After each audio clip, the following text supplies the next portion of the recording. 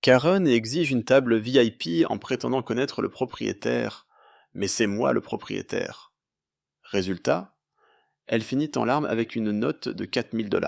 Une Karen, c'est une femme méprisable ayant un grand ego, qui pense pouvoir tout avoir et tout faire. Une nuit, 6 femmes entrent dans mon restaurant. 5 d'entre elles semblent être dans la vingtaine, tandis que la chef de meute, un peu plus âgée, doit avoir autour de 25 ans. D'après ce que je peux deviner, elle pourrait être la grande sœur de l'une d'elles, ou une sorte de mentor pour des étudiantes en sororité. Je suis à l'entrée, comme toujours, à accueillir les clients. Dès qu'elle s'approche, je l'entends déjà raconter à ses amis à quel point le restaurant est incroyable, combien la cuisine est délicieuse, et même qu'il arrive que des célébrités y viennent. Elle met vraiment le paquet pour les impressionner. Quand elle arrive devant moi, elle me lance avec assurance. Nous avons besoin d'une table pour 6.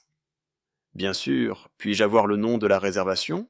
Elle me fixe, visiblement surprise par ma question. Oh, je n'en ai pas fait, mais ce n'est pas grave.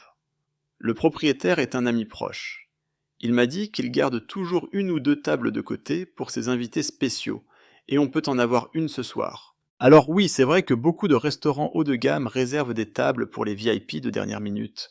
Je fais ça moi-même de temps en temps. Mais il y a un problème. Je ne connais absolument pas cette femme. On n'a jamais eu cette conversation. Je comprends tout de suite son petit jeu. Elle essaie de s'incruster sans réservation. Mais elle ne pouvait pas tomber sur pire adversaire. Parce que le propriétaire qu'elle prétend connaître, c'est moi. Je reste calme et lui réponds. Je suis désolé, mais nous ne pouvons pas installer des clients sans réservation. Comme vous pouvez le voir, nous n'avons plus aucune place disponible. Je choisis de ne pas la ridiculiser devant ses amis en lui révélant mon identité. Pas encore. Je pourrais lui dire cash que je suis le propriétaire et que je ne lui ai jamais promis quoi que ce soit, mais je préfère voir jusqu'où elle va pousser son mensonge. Visiblement contrariée, elle se tourne vers l'une de ses amies et lui ordonne de prendre une photo de moi. Puis, elle annonce haut et fort: je vais appeler le propriétaire et m'assurer que d'ici la fin de la semaine, tu sois en train de récurer les toilettes ou carrément viré. Ses copines ricanent derrière elle, ajoutant des petits commentaires du genre ouais, dis adieu à ton job au SMIC.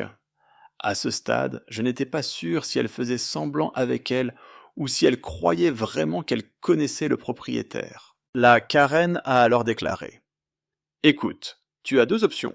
Soit tu nous donnes une table, soit je peux rendre ta vie très compliquée. Ça ne vaut pas la peine de perdre ton travail pour ça. Elle n'arrêtait pas de pointer du doigt, cherchant à me rabaisser, et elle a ajouté: de toute évidence, tu n'es personne ici, parce que si tu l'étais, tu saurais qui je suis, et tu ne me dirais jamais autre chose que oui ou bien sûr. Elle essayait constamment de me dominer pour obtenir cette table. À ce moment-là, ma journée avait été difficile, et, de mon point de vue, j'avais trois options.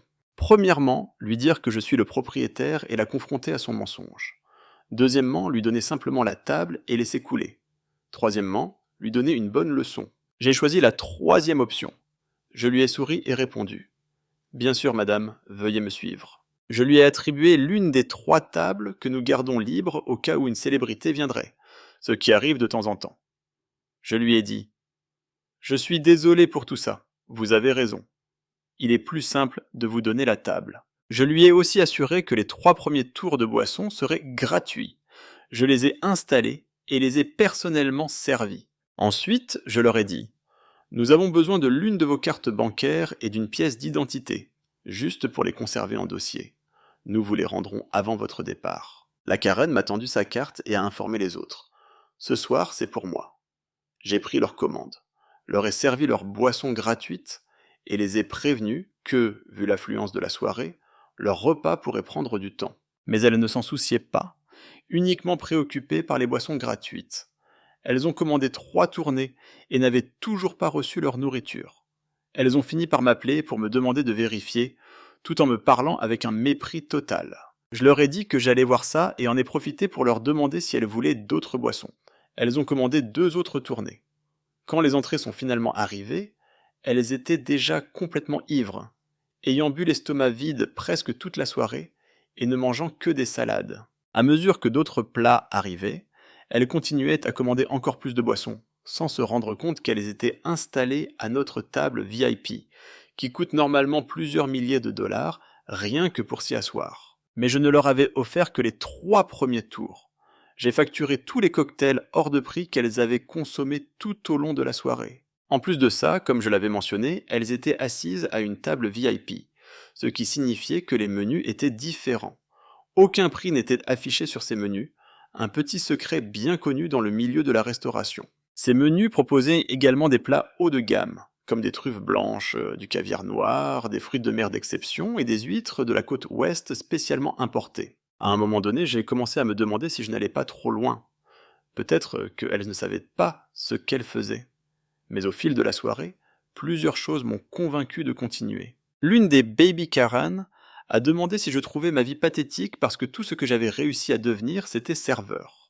Un de mes employés m'a aussi dit qu'elle complotait pour me piéger, persuadée qu'elle pouvait faire ce qu'elle voulait et que je leur donnerais toujours une table. Je les ai même entendus dire « Il est mignon, mais je ne sortirai jamais avec un serveur comme lui. C'est un vrai paillasson. » Et d'autres remarques du même genre. Alors j'ai continué leur petite leçon de vie. À la fin de la soirée, chacune d'entre elles avait accumulé une note allant de 500 à 600 dollars. J'ai tendu à Queen Karen l'addition finale, qui s'élevait à 4000 dollars, taxes et services inclus. Je n'avais jamais vu quelqu'un décuver aussi vite. Elle est passée de rire et bavardage insouciant à un visage presque en larmes. Elle m'a immédiatement appelé et m'a demandé si c'était une blague. J'ai pris l'addition, l'ai regardée et me suis excusé. Je vais vous rapporter le bon montant. Elle a paru instantanément soulagée, persuadée d'avoir reçu la note de quelqu'un d'autre. Elle a même pris la liberté de me traiter d'abruti fini avant de se remettre à discuter avec ses copines. Quand je suis revenu avec la bonne addition, elle a de nouveau perdu son calme. Il y a un problème sur cette note ? Vous voyez quelque chose que vous n'avez pas commandé. Elles étaient sous le choc et ont vérifié chaque ligne de la facture, une par une, y compris les premières lignes qui indiquaient bien que les 3 premiers tours de boisson étaient offerts. Elles ont sorti leur téléphone et ont recalculé le total une centaine de fois. La Karen, visiblement paniquée, a simplement lâché. « Une seconde, je vais aux toilettes. » Une partie de moi a eu peur qu'elle tente de filer en douce et de laisser la note aux autres. Mais je lui ai discrètement rappelé que nous avions sa carte et son identité, sans trop insister pour ne pas paraître trop suspicieux. 10 minutes plus tard, elle est revenue avec du maquillage fraîchement refait, les yeux encore rouges.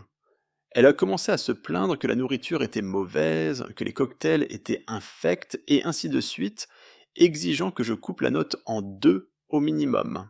Elle a ajouté que les autres allaient l'aider à payer, alors qu'elle leur avait promis que la soirée était pour elle. Puis, comme si une ampoule venait de s'allumer dans sa tête, elle a ressorti son soi-disant lien avec le propriétaire, pensant que cela allait me convaincre de baisser l'addition de moitié. J'ai souri et lui ai simplement dit « Non, juste non. Je ne peux pas réduire l'addition. » Elle a sorti son téléphone et m'a montré une série de messages provenant d'un contact enregistré sous le nom de mon restaurant, suivi du mot « propriétaire ». J'ai tout de suite compris ce qu'elle avait fait aux toilettes. Elle avait probablement changé le nom d'un contact existant dans son téléphone, effacé les messages précédents, et créé un faux échange pour faire croire qu'elle connaissait le propriétaire. J'ai examiné les messages, puis j'ai cliqué sur les informations du contact avant de lui dire « Ce n'est pas le numéro du propriétaire ». Elle a répliqué « Il a plusieurs téléphones pour le travail. Évidemment que tu ne connais pas tous ces numéros. » Je lui ai répondu « D'accord, faisons ça. On l'appelle, et s'il me dit d'appliquer une réduction de 50%, je le ferai. » Elle s'est mise à hurler et à s'énerver, attirant l'attention des derniers clients présents. Je savais qu'il était temps d'en finir. D'un ton plus ferme, je lui ai dit « Arrête ton cirque, petite. Tu ne connais pas le propriétaire. Tu n'es jamais venue ici avant ce soir. Et si tu continues à crier, j'appelle la police. » Son attitude a changé du tout au tout. Elle a essayé tant bien que mal de se défendre. Je l'ai coupée. Mon grand-père a fondé ce restaurant. Ma famille le gère depuis des générations. J'y travaille depuis presque toute ma vie. Je suis l'unique propriétaire et je ne t'ai jamais vu, jamais entendu parler, et je n'ai jamais promis quoi que ce soit à une inconnue comme toi. Les autres filles étaient figées, ne sachant plus quoi dire. Queen Karen, elle, fondait en larmes. J'ai ajouté « Je t'ai donné la table que tu voulais, l'une de celles réservées à notre clientèle haut de gamme, sans te la facturer. Je t'ai aussi offert 3 tournées de boissons. Maintenant, si tu ne paies pas l'addition, j'appelle la police et je leur remets ton identité. La Caronne a signé l'addition en pleurant pendant que les autres sortaient de leur portefeuille pour lui donner le peu d'argent qu'elles avaient sur elles, probablement à peine quelques centaines de dollars, en lui promettant de les rembourser plus tard. 2 jours plus tard, un homme furieux est arrivé au restaurant et a demandé à parler à l'un de mes barman. Comme j'étais dans mon bureau à l'arrière, il a dû patienter une bonne demi-heure. La Karen était là aussi, la tête baissée, évitant tout contact visuel.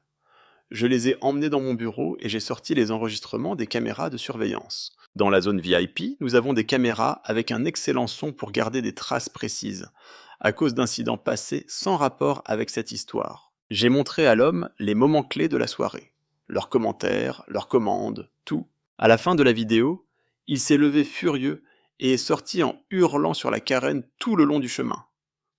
Depuis, je n'ai plus jamais entendu parler d'eux. Et au final, même avec les 3 premiers tours de boissons offerts et la table VIP non facturée, je n'ai pas perdu autant d'argent qu'on pourrait le croire. La table aurait été vide de toute façon, donc je n'avais rien prévu de gagner dessus. Et le coût du repas et des boissons supplémentaires a largement compensé le reste.